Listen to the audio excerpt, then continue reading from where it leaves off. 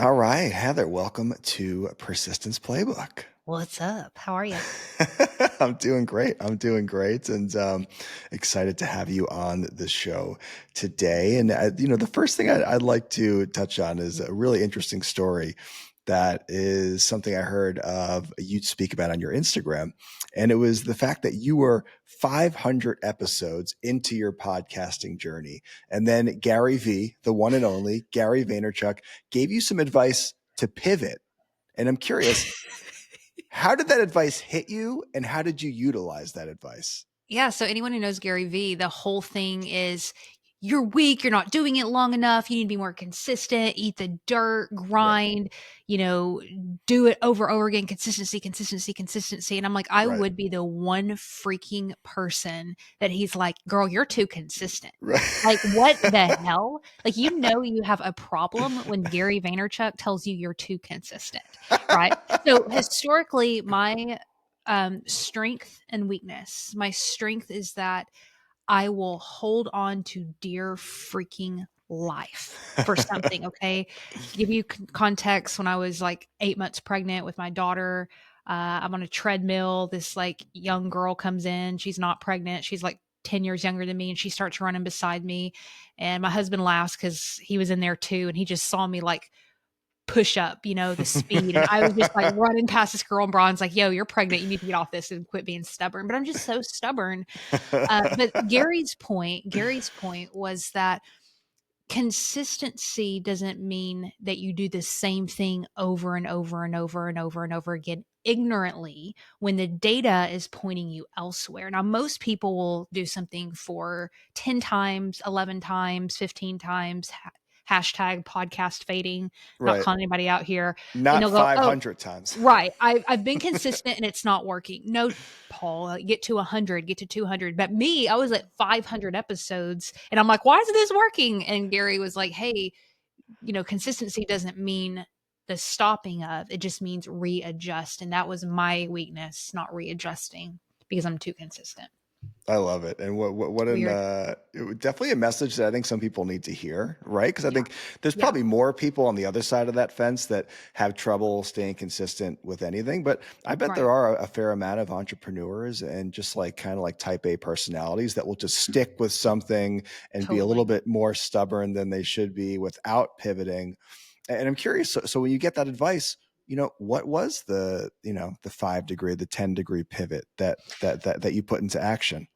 Yeah, there's the anesthetic, kind of directional pivot, but I want to say like the internal pivot for me and something I'm still working on, I can see myself digressing here and there and I have to reel myself back in, is having the habit of looking at data and being honest about what you see. So I just hired Sure. a fitness coach for the first time this year. And Nice. I've always prided myself, like I take good care of myself. I'm healthy, but I'm getting close to 40 now. And I'm like, damn, things are changing and adjusting. And I need to hire someone to help me. And um, the hardest thing working with her is getting a body scan and looking at it and being honest about it. Sure. Right. But if you're serious about it, you're going to look at that body scan and you're going to make adjustments. So with your content, with your business, like not hiding and not having the time to look at spreadsheets and telling you what the data looks at, but being responsible and a good steward of it and being willing to say, hey, what I thought was going to work isn't, let me adjust that. So internally, that was the biggest shift. Right around that time that Gary gave me that piece of advice, I had started another show with a friend. I'm always reluctant to tell this story because it was a show for NFTs Okay. and it ended up being like a freaking hit off the bat because it was around the NFT boom. So Sure. it blew up, dude. Like it would just, the show freaking blew up. And so that kind of distracted me for about a year. Um, but yeah, I mean, there's a million pivots. I may pivot today. You know what I mean? Like I'm just constantly pivoting. I love it. I love it. I never actually leaned into the NFT boom. I Good. never That I means never you saved your money. I never quite understood it. I mean, I really I should have been leaning more into the Bitcoin boom. I suppose we all should have, looking at where it's at today. But yeah, I never quite understood the NFTs enough to actually invest in them. But I can see why a podcast would do phenomenally Oh, well. it killed, dude. It killed. And I'm so grateful for that time because it wasn't just about learning about NFTs. It was learning about blockchain technology and Sure. Web3 and just kind of, and all that stuff just makes me want to like naturally throw up and run away and cry. But I learned about it in a way that was, we learned about it in a way that was really fun, which is important, I think, for all of us to pay attention to. Oh yeah, and if something naturally makes you want to just throw up and cry, then that probably means that's something that you should be running towards, right? Amen. I feel like my therapist. Yes. Yes. I Yes. love it. I love it. And just kind of like, kind of sticking with the just the importance of analyzing numbers and analyzing data. And you talked about this is the first time in your life that you have a health coach. Actually, I'm also almost 40. I'm 38. I also hired my first health coach I'm this 38 too. That's year. wild. Nice. Yeah. Come 38. on. There we go. I gotta say 38's a Block great age. crisis, man.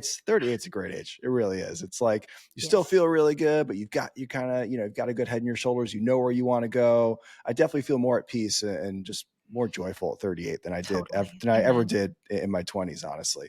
Yeah. Same. Um, but yeah, hiring the health coach and tracking my weight every week and tracking my Hmm. macros and Hmm. tracking my calorie intake and tracking Hmm. my workouts. And it's like just really keeping an eye on that data has gotten me in better shape than I've probably ever been. And Yes. it'll work with anything. Yes. It'll work with your business. It'll work with revenue. It'll work with podcast Finances. viewership. Yeah. But if you're not analyzing that data and making the changes necessary based on that data, then you're really not going to find any type of consistent growth in any area of your Yep. life. But it's scary. I mean, it's scary because you have to get a baseline, and that baseline of opening your eyes and actually looking at your bank account, looking at the downloads, looking at the traffic coming in, and being honest about what you see. Um, you know, you have to intentionally choose to see that as something exciting to motivate you to work for versus this is proof and evidence that I suck and I'm doing the wrong thing. Right. And look for the Yeah. small wins, right? Hey, Right. if you got, 20 more downloads this week than last week, then that's a small win. That means you did Right. something right. That Right. means you made a 1 degree Right. turn. That was the correct turn. So I think, Yep. so long as you look at it from that mindset, data doesn't have to be so depressing, Right. which, which I Amen. think, sometimes it can be. So you have some amazing content. I really just love what you put out there on a consistent basis. And you definitely have like, a couple, I feel like series that you lean into and like Hmm. your audience kind of knows, what they're going to get from you on a regular basis as far as like, types of content. Do you think new creators, especially, should focus on operating within the structure of one or two different series? I would say organized. What's the word I'm looking for? What's the word? Organized testing. Organ, organized testing. That yeah Let's yeah. go with that. I'm gonna have to come up with a better term than that. But what I mean by it is a lot of times we give ourselves, and I know I'll speak for myself, the excuse that I'm a beginner. That means I can just throw up everywhere without having some intention behind it. However, we can Sure. also go the other extreme where spend 8 years crafting this perfect plan when you have no idea if something's going to work unless you put it out. Period. I believe with every fiber of my being that when it comes to content creation or anything creative, you have to put it out for it to tell you what it is. We cannot plan and figure out what's going to work exactly, right? I know the mini courses told you that they could and that you could buy it for 1,909 whatever, but it's bull crap. It's complete bull crap. The point of executing is to figure out what something is because you see what doesn't work and you're constantly adjusting and growing. So, beginners, what I usually tell folks is come up with 5 to 10 series ideas, test them. And there's two things that you're looking for. One, how it performs. And two, do I enjoy this? And did this light me up? Because I think that's just as important as if this worked.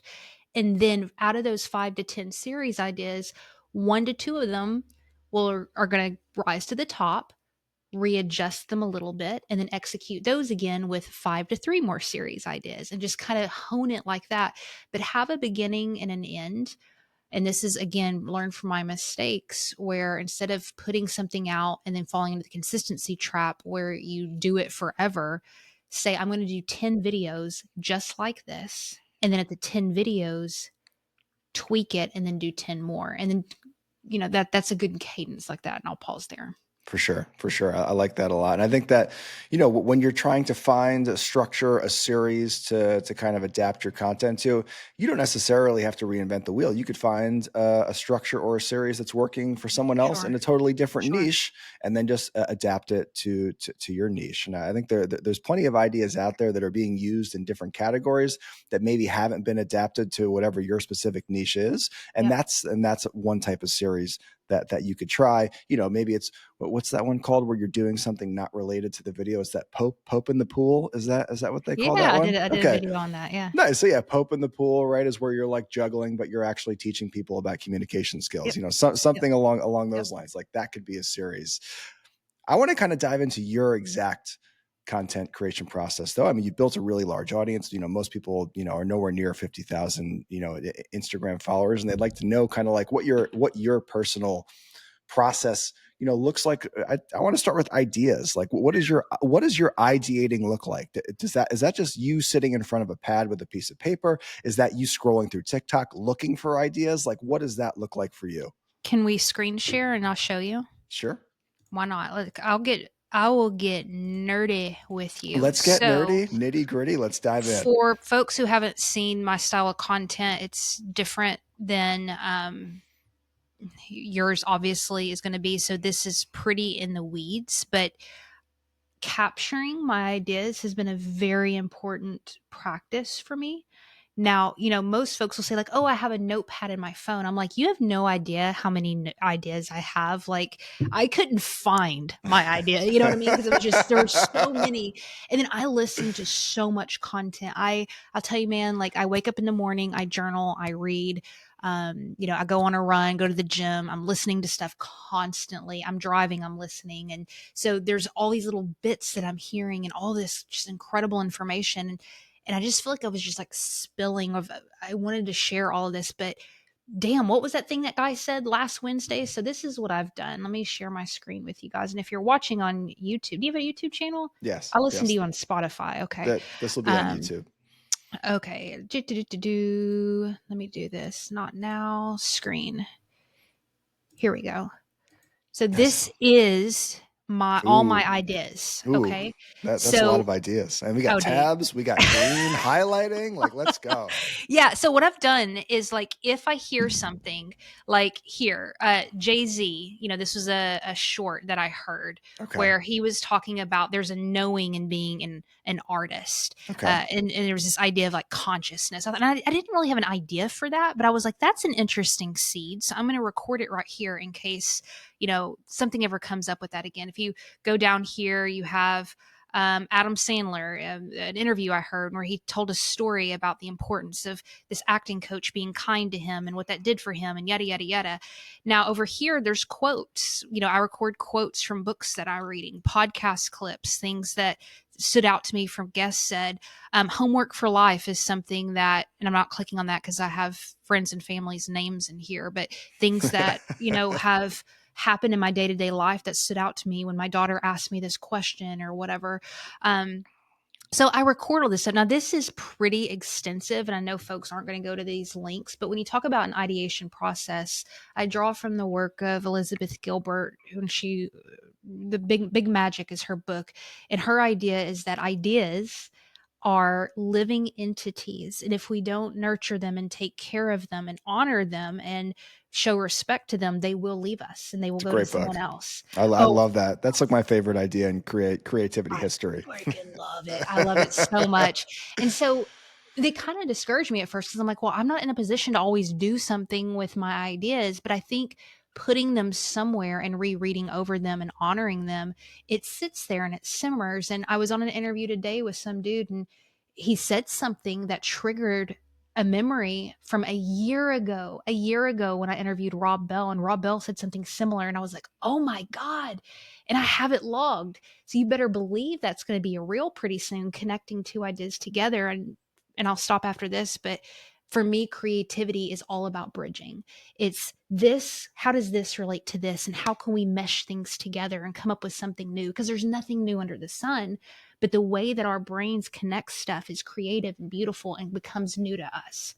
I love that. And that way you're not just regurgitating information that's already out there, right? Because Right. that connection is only happening within Heather Parody's brain. Like those synapses are only Exactly. firing within your head there. No one else is. Yep. So I think that was actually super helpful. So is there like a time in your day where you just kind of like open the Google Doc and like kind of jot down everything? Or are you just opening that thing up all day long and just throwing stuff in there? Yeah, so when I'm doing good, I will go to my real spreadsheet and put it in there. I also normally always have my Remarkable with me. Sometimes I'll text or email myself, but usually there's one time during the week, usually on Fridays, that I'll go through my notepads, my email, email myself, and I'll make sure everything's recorded in my spreadsheet. And then from there, it's a matter of saying, like, okay, and this sounds so airy fairy and cheesy, but hear me out for a second and don't dismiss it right when you hear it. Not you, but anybody listening, because it sounds weird. But for me, when I have all these ideas, I try to get really still and read through all these ideas and really pay attention to what lights me up right now the most, right? This is where it gets tricky, I think, as creators. And I heard this on Colin and Samir a few weeks ago. They were interviewing a guy, one of the upper suite people from Adobe, and they were talking about how, as creators, we usually start from a place of modern creators do. Will this work? Let me look at data and what's trending and popular. Will this work? Versus a blank slate, deep ideation process of being a creator and having some kind of conviction or passion for it. Now, neither's really right or wrong, but when you watch tons of content and you don't really feel anything and it feels kind of like just regurgitated shit, I wonder why. Because we're starting from the place of what's trendy and hacky versus what lights Brett up like nothing else. And I'm convinced that as viewers, consumers, we're bored of this same stuff over and over again. And what we're looking for is something that stirs us. And so we have to be stirred first. So I go to my ideas and I'm like, what is lighting me up in all of this? Sometimes there's nothing, but I have to be honest about that. And sometimes I'll pick the thing that lights me up, even if it's logically maybe not the best thing to do right now. Yeah, I don't think that was airy fairy at all. I think that was really helpful. Well, you're in this vein. I heard your episode on journaling. I know who you are. Oh, nice. Excellent. I'm glad you caught that one for sure. Journaling, definitely a habit near and dear to my heart that I think everyone should at least consider and give a chance for 30 days and see if it makes an impact on Amen. them. Agreed. And I agree. I think that the consumer, the audience can feel when someone's creating content about an idea they're really passionate about, or if they're just, Yep. trend jacking and they're just trying to jump on something that's working right now Yep. just for the sake of clicks and views. I think innately on a subconscious level, we can feel that. And the people that are more so speaking about things that authentically light them up are the ones that are going to more so build an authentic tribe as opposed to just, searching and hunting for those validation, those dopamine clicks. And so we've kind of talked about your ideation process, which I think is Mm-hmm. phenomenal. I think that helped me out a lot. I want to adopt a lot of that myself. I think a lot of people can kind of use what you just told them there, and kind of just moving down the line to, getting your content organized and scripted. Like, do you script your content A to Z, Hell or do you just yes. kind of fly Oh, off at the handle? Like, what does your scripting process look like? ooh, dude, I script. I I love was it. I love it. transcribing and scripting something before I jumped on this with you. I recorded a video and it wasn't flowing right. So I knew my script wasn't good. So I'm going to actually have to re record some stuff. But no, man. And I don't want to discourage folks, because if you're just getting into content, please know that I have done hundreds, if not thousands of videos, definitely thousands at this point. I've been making content for years. You can go to my TikTok and scroll, scroll, scroll, scroll, scroll. It's humiliating, but the amount of content I have put out in this world is disgusting. It is absolutely disgusting. So when I say that I'm scripting stuff, that doesn't mean that's what you're supposed to do. I've done enough to figure out my tone and my voice. And for me, scripting is very helpful. Now, I'm going to share what I do. So take pieces of it. But I do think it's very helpful to think through the sequencing in which you're saying something. So even if you don't script things word for word, and I know people give crap about that because I want to be authentic. You Right. know, I'm like, does that mean you're going to be sloppy and lazy? Because I feel like I'm pretty authentic in my content. What you see is me to a T, 100%, I promise. Um, but I script it out. Now I go off the script a little bit, but I know what I'm saying. So understanding order with which we receive information is super important. So Renee Rodriguez is a really brilliant communicator who talks about this in his book, Amplify Your Influence. And I also interviewed Rain Bennett, Storytelling Lab, and he talks a little bit about this. But the order in which you present something determines whether people can fully understand it or not. So you being quote authentic might feel good to you, but nobody knows what the hell you're talking about. So if you have an idea, usually there's multiple, you would explain it in a paragraph. What you want to do is try to dwindle it down to one main takeaway. So if you think about you mentioned Pope in the Pool. That comes from the book Save the Cat, Blake Snyder, which is a book on screenwriting. When you're developing a movie, you come up with a log line, right? It's this main takeaway. You know, Back to the Future, this kid goes back to the past to save his family or whatever. It's the main thing. So when you coming up with your real idea, what is that log line? What is the one takeaway? It's important to do this. I'm sorry, I'm like nerding out so bad. It's important to No, do this is this phenomenal. because of just for communication, for people understanding it, but it's also important to do this because of recommendability. So uh, if you want your content to pop, you want it to be shareable. What makes it shareable is it's recommendable. What makes it recommendable is it's easy to recommend. So here's a video on how to um, lose 5 pounds in 4 weeks. That's super easy to remember. Here's a video on how to buy Bitcoin for beginners. Here, it's that tagline. So when you're making your reel, what is that one thing that makes it recommendable, easy to understand? Now you understand the difference, the hook, kind of the meat and the conclusion. I think a lot of times people focus on the hook because it's sexy and it's fun and it's clickbaity. What they don't focus on is the takeaway. The hook is the takeaway, right? We don't come up with the takeaway first. I tell people come up with your takeaway, then kind of work backwards and then work on your hook. So yeah, Interesting. scripting, hell freaking yeah. And I can go way, way deeper, but I'll stop there. No, I think that was like super helpful. And just so for anyone out there who's listening, not watching, Heather literally closed her eyes for like 30 seconds of that and just kind of went deep into her happy place to describe her scripting process. Like that was definitely I also something that learned that that you're passionate about. ADHD people, I don't know if I have it.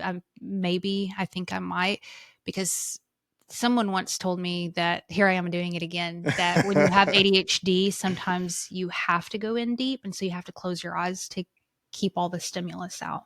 I'm into that. I'm into that. And I do think, at least for myself, I know my content just comes out better when I do take the time to script it. And I do think a lot of creators will call it authenticity when, kind of like you said, it's probably just a little bit of laziness. And they're just kind of leaning on that authenticity title because they don't want to take an hour to 2 hours to script out the content before they shoot it. And I do think for most creators, if you really take time to script out the hook and the body and the conclusion, and like you said, start with the conclusion because it's really going to be the same message as the hook, your content it's going to perform better. It really is. You're putting more work into it, therefore it's probably going to be a better end results. And I feel like with your content, tell great stories. There's Mhm, always a story involved within mhm. within your reels. You're telling stories about real life people. You're connecting multiple stories that maybe haven't been connected before that kind of lead towards an eventual takeaway. How can creators be better storytellers? Ah, the question of the century. How can creators be better storytellers? Um, I'm going to go back to something you said a minute ago about our resistance with scripting. I'm going to confess something to you. I'm going to be very honest with you about Please, something. And please it's a do. little embarrassing, but it's true. When I started communicating through podcasting, videos, yada, yada, yada, I had convinced myself that I was charismatic and funny and likable. And my personality was quirky and weird, so people would like my content. I'd say that's all true, honestly, Heather. Well, I mean, yeah, there is charisma, and I know you're the charisma dude, and it's so important. And there's a variety of ways to express charisma, and it is important. However, I realized quickly that again, I was relying on something that I thought was just an innate personality trait versus a crafted skill set that deserved attention. And I started realizing that when I got into the film industry in Atlanta and hanging out with filmmakers and directors and actors and writers and people like that who are charismatic and beautiful and interesting and funny and struggling to get the attention of Sure. anyone. And I started developing the reverence for the craft of performance and writing. And I say all that to answer your question of how do we become better storytellers? We develop a reverence for the craft of storytelling. It's not a cute buzzword. It's not something that, oh, I'm Uncle Paul drinking a beer and I'm just good at telling stories. Yeah, you are, I'm sure. And also read about it and study it and learn it and treat it like it is the same reverence of generating income and understanding conversion rates and some of these more technical things. It's just because it's a cutesy wootsy sounds like a soft skill. It's not. It's actually really hard and um, it's a craft. So read it, study it, and then stop copping out and saying you're not creative. That is the most BS bull. Beep beep beep beep beep. I don't know if you cuss on your podcast. We do. We Excuse. do here and there. It's just bull. It is It complete. You're is. like, oh, I'm just not creative. I'm like, no, you're scared. You're scared to be vulnerable. You're scared to color outside of the freaking box. You're scared to be different than that person that you're trying to impress. You're scared that people are not going to like it when you share something that you genuinely care about. We all have creativity inside of us and it's going to look different. So read storytelling and get over your insecurity. And I think that there's a lot of truth to that. I think, of course, natural innate charisma can help. It can help you be a better storyteller. You might have a higher ceiling as a storyteller, but if you don't study the fundamentals of Right. storytelling, then Right. you're going to be left in the dust by someone who is. Even Correct. if they have less natural charisma, they're still going to put better stories out there because they understand the structure of a great story. That Right. they've approached storytelling like the art form that Right. it is, and it's something that really needs a lot of focus and a lot of study and a lot of Yes. effort if you're truly going to break through. And there's more storytellers than ever in this world telling their stories. So if you really want to rise to the top, yes, storytelling is a skill that you need to be Mhm. reading books on, taking courses on, studying the best master classes, whatever it is, putting some focus, attention, effort towards acquiring that skill is going to pay massive dividends down the Amen. line. Holla. Holla. So you spoke about something that I want to touch on a little bit and kind of veering away from the content machine just for a moment. And you spoke about the importance of, making space in our lives and how important that is when we're ready for change. And I'm just Mhm. curious if you could talk about what that means. Yeah, I have a tendency to stuff my life full of busy work because I'm looking for validation. I'm operating from a place of scarcity and fear. I'm just telling you the freaking truth. Like there's so much proving that comes with a type A driven personality and I freaking love it and I don't want to change that about myself. And also there's a dark side to it where we don't know how to be and sit and allow space for something new to come in. And what you're referencing is, when I was in my early 20s, I was in a ministry program, which has a whole nother life ago. Um, and I was living off of donations from people while I did my traveling ministry or whatever. Okay. And I needed new clothes at I was like 22 and I was gaining so much weight. I was eating so much McDonald's and my clothes were getting dirty and like it was just a hot ass mess, dude. But I didn't have any money. I had like $10 in my bank account. And so I remember praying and asking God, I'm like, God, I need more clothes, but I feel so bad because I already have these donors and I sold my car. I literally, and I couldn't work. The ministry program I was in did not allow us to work, which again is another conversation. Um, and I remember very distinctly God telling me to, well, go give all your clothes away. And I was like, I'm sitting here praying for more clothes. I need clothes. And you're telling me to go give the clothes that I have away. But I felt it so strong. So I remember going in and just packing up what I had and going to Goodwill and or wherever and giving it away. That afternoon, someone said, hey, that rich college down the road, all these rich kids, they're having a free yard sale. They do it every year. And I went to this free yard sale and you'd walk through the hallways and these girls were just giving all their brand name clothes away, the tags still on it. And I came back to my dorm room with just bags of just some fancy ass clothes. And I was like, Lord Jesus. But I remember that now as a grown up in my regular life when I'm praying and I'm believing and I'm just asking for something more that usually for me, God is asking me to clear space for before that new thing can come in, which again is hard for a driven person. And I'm going through this right now. Um, I'm working on something really scary and crazy and wanting this certain thing to pop. And I felt that nudge again in my spirit where God was like, okay, well, if this is going to happen, where am I going to put it? Because you're so busy with clients. You're so busy with your content. You have so much going on. So over the past few months, I've slowly been letting go of all my clients. I have 1/4 of what I had. And I'm talking about, I went and fired them. Like I'm like getting rid Sure. of clients because I'm making space because of this new thing I'm working on. And it sounds crazy and weird and woo, but I think there's some you can find yourself hopefully somewhere in that. You're praying and believing for number one speaker in the world or number one podcast or whatever. If that came tomorrow, where would you put it? For sure, for sure. And I think you can relate that to any part of your life. I know when you were talking about that, it kind of made me think about, relationships. And when I met my partner 11 years ago, it was actually at a time in my life where I had kind of like consciously decided, like, let's stop going on so many dates. You know what I mean? Like, Yeah. let's really not even date anyone unless you think they're amazing. Yeah. Let's make some space in your life for that incredible person.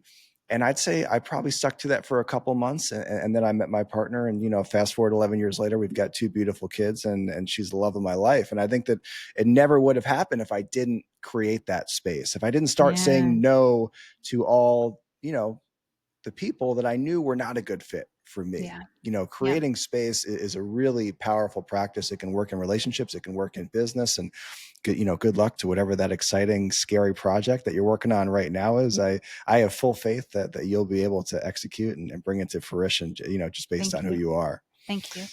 So it's clear that, just from talking to you right now, as well as viewing your content, that faith is a big part of who you are. And I'm just kind of curious, like, how does your relationship with God help you to continue taking action towards these big, scary goals in your life?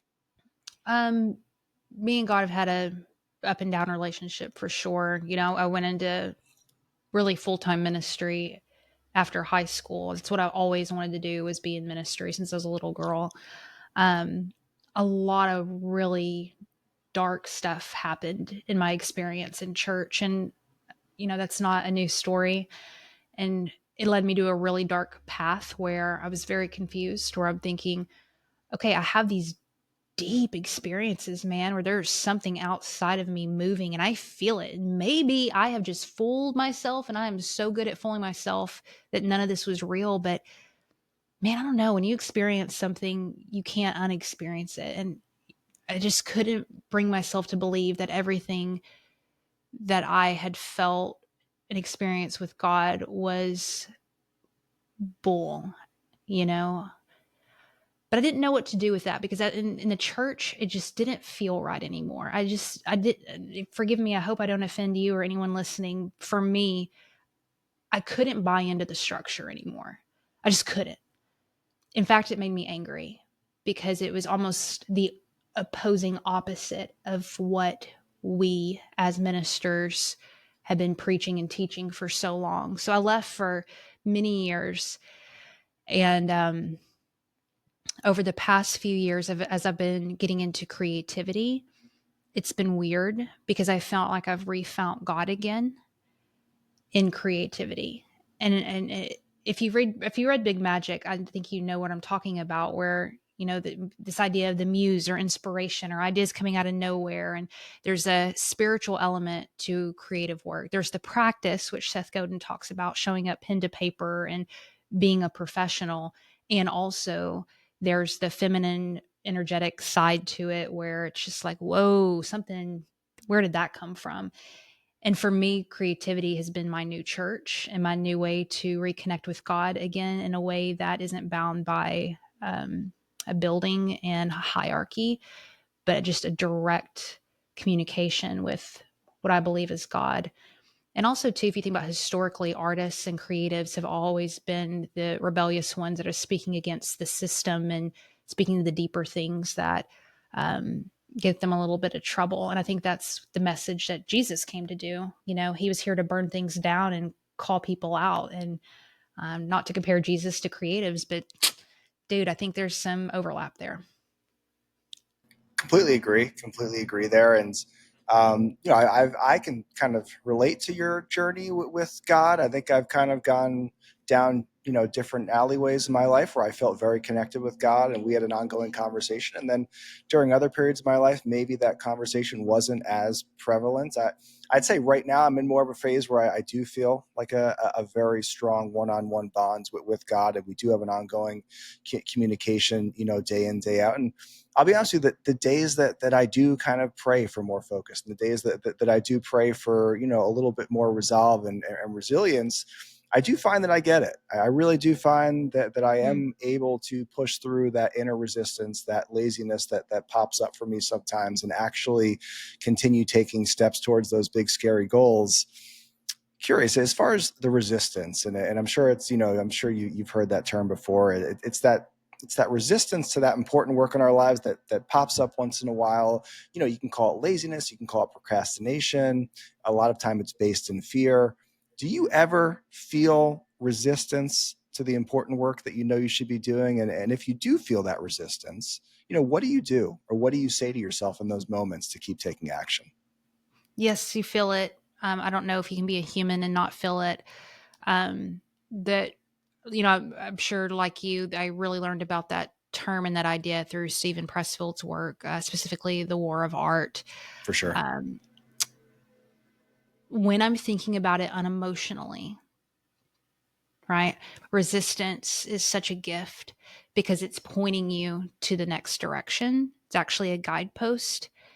It doesn't feel good saying that, but it's actually true. Because if you think about it from like a spiritual perspective, like let's personify fear for a minute. Let's imagine what fear would look like if you had fear.